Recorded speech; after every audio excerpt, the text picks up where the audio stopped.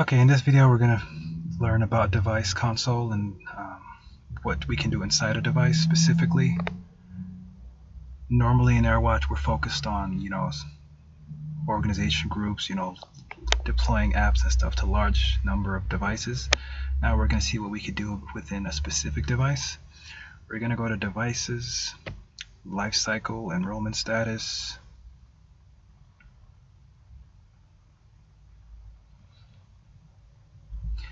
And we're going to need an enrolled device. The registered devices don't have anything in them. They are set up and configured, but they're not fully connected to AirWatch yet. They haven't been signed into or fully registered. So you have all the information here. Someone needs to get that device and get it up and running. So we have to have ones that are already fully enrolled.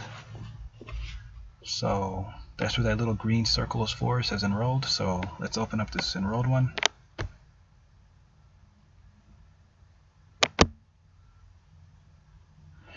Okay, this is a device in list view. This is the device console. It shows you everything you need to know about the device.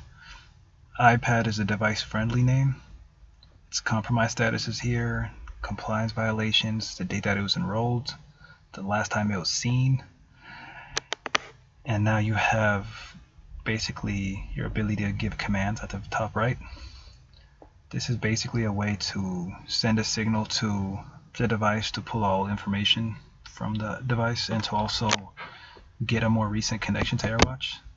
So we're going to hit that button. It's going to say request all device information has been sent successfully. And then now you see that it's 3 minutes that it was seen last ago. Now when I refresh, it should show, a few seconds.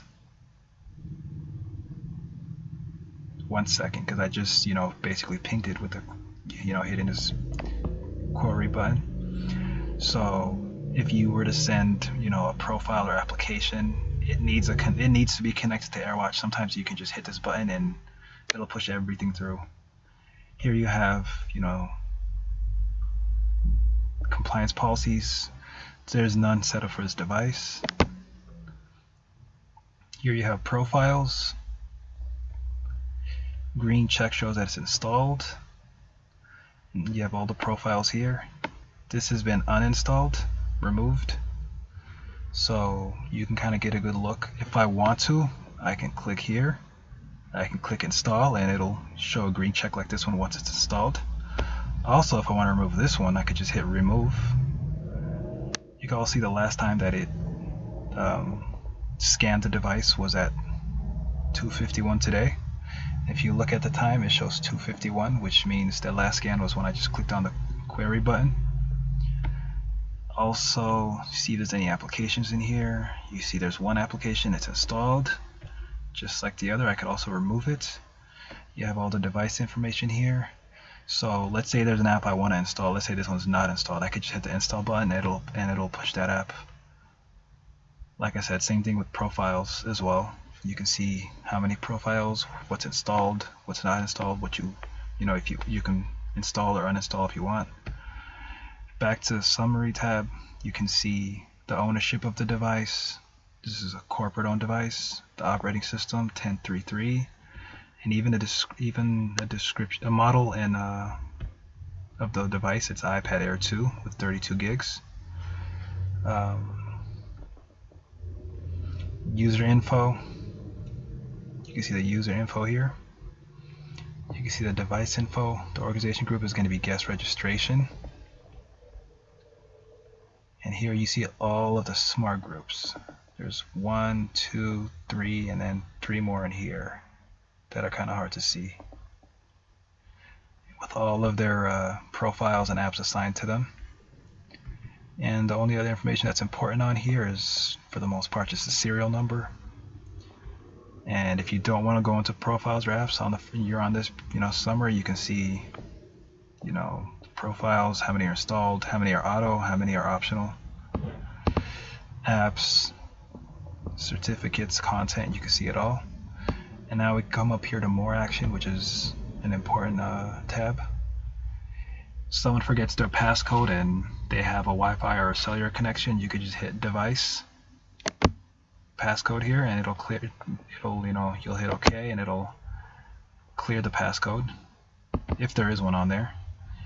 Here's more specific version of the query button here. If you want device information, which is everything. This one is security information, profiles, apps, certificates, operating system information. Also under management, this one's very important, enterprise wipe. That removes AirWatch from the device. It basically unenrolls it and removes all of the AirWatch configurations and changes it made. It basically sets it back to the way it was before AirWatch was installed. Device wipe erases the device. It unenrolls it from AirWatch and it erases it back to factory settings. So when they get their device after a few minutes, it's basically going to be at the startup screen again where they have to reconfigure it from scratch. You could push an iOS update from here if you choose to. So those are the most important ones. Also, you can edit device name and device information if you want to, rename it instead of iPad, name it something else. So you got the device wipe, enterprise wipe, and this button are probably the most important features here. So that's for the most part what you can do in here. Feel free once you get into your device to do whatever you want and then look at your device and see the changes. Put a passcode on your device and then wipe it. Put AirWatch on your device and then do an enterprise wipe. Put it back on, put AirWatch back on and do a device wipe. Feel free to do whatever you feel like doing in your device. Experiments. Kind of study what it's capable of doing. I would get a really good look of what's going on in here and getting a good understanding of this material, because it's simple and all the devices are going to have the same basic setup. So that's the device console. That's the end of this. Feel free to rewatch it a couple times so that you can learn a little bit more.